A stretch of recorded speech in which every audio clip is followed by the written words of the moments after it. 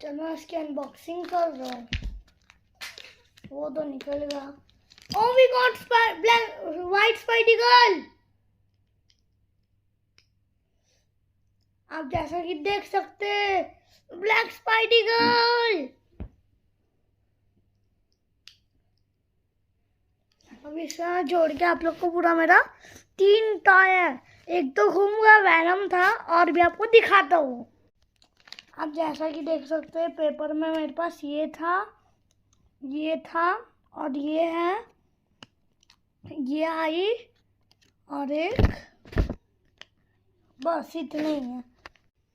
जैसा कि आप देख सकते हैं ब्लैक स्पाइडी गर्ल, लिज़ार्ड और ये स्पाइडरमैन। ये अब इसकी वीडियो में आपको दिखा नहीं पाया, पर एक मेरे को ये भी निकला और इसके साथ एक ये निकला। कौन सा कैरेक्टर है मेरे को भी नहीं पता, पर कैसा है ये सब प्लीज़ बोलो कमेंट में। चलो बाय।